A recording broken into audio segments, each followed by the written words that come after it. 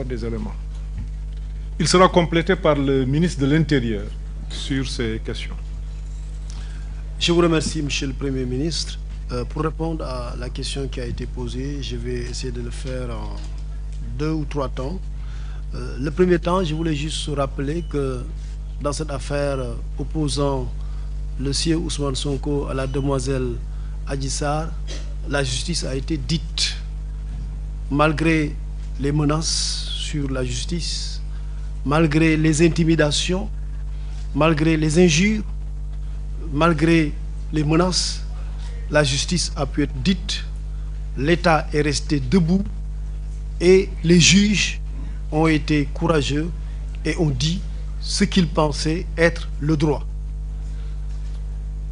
Deuxièmement, il y a une décision qui a été rendue le 1er juin passé et cette décision, il faut souvent la rappeler parce que les gens souvent ils lisent la décision, ils parlent de la décision sans donner le dispositif. Je rappelle, je vais y revenir tout à l'heure, que pour l'instant, la décision elle-même n'est pas disponible.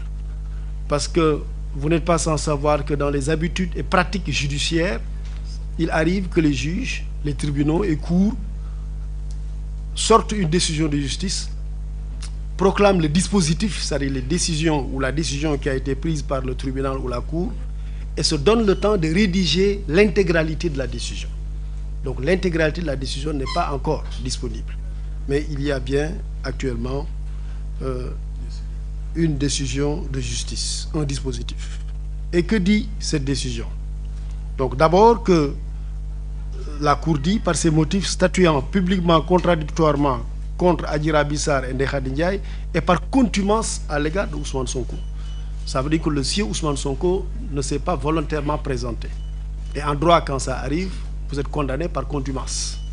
Et on connaît les conséquences de la contumace. Notamment que le contumax ne dispose pas du droit à formuler un appel et que le contumax aussi est déchu, fait l'objet de toutes les déchéances.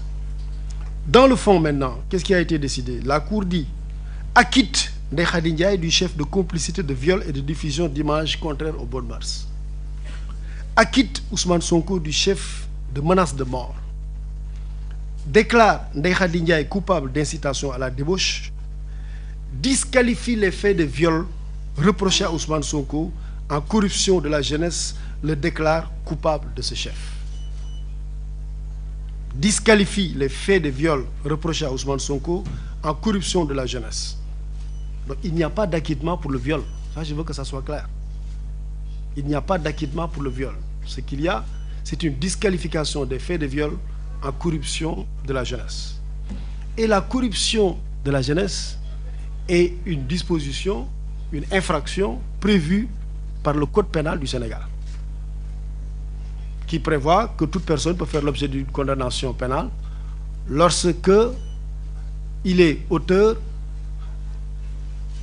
d'atteinte aux mœurs, donc lorsqu'il attente aux mœurs par corruption de la jeunesse ou incitation à la débauche.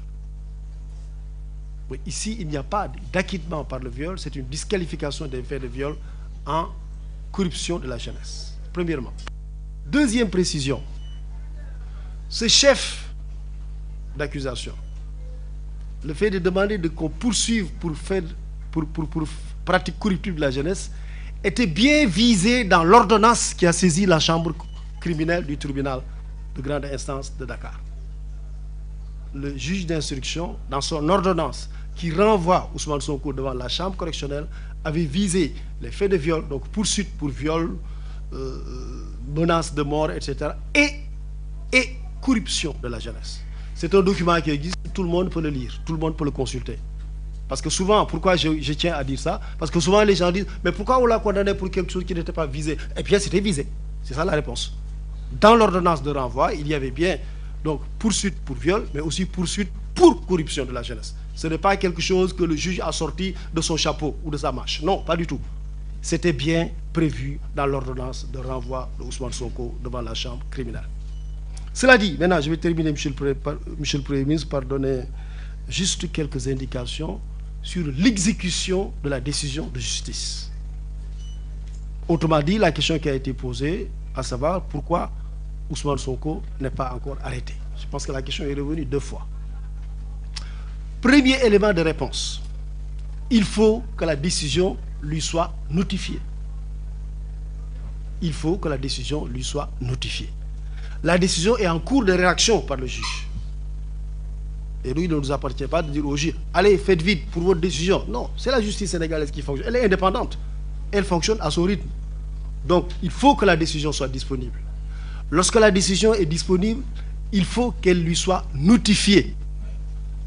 Une fois que la décision lui est notifiée, deuxième étape, lui-même, le condamné, peut se constituer prisonnier.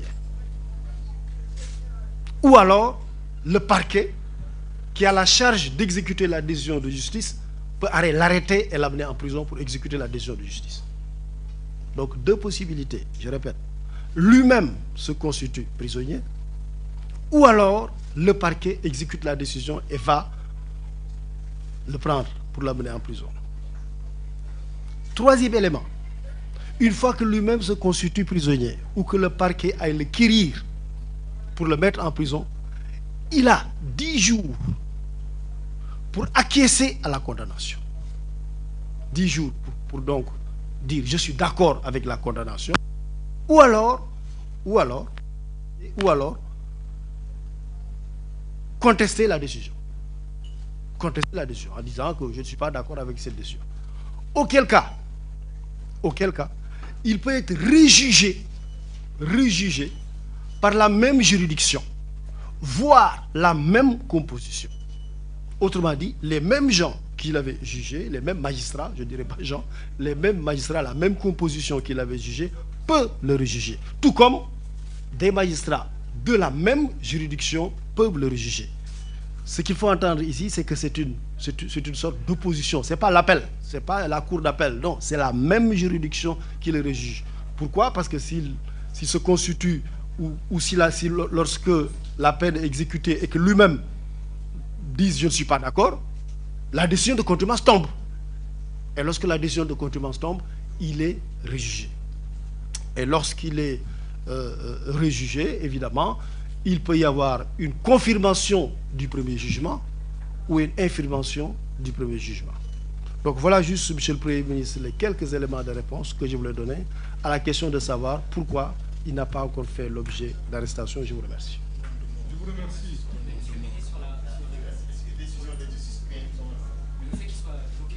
Ça, on revient. Laissez-nous organiser la conférence de presse. Donc je viendrai tout à l'heure sur cette question.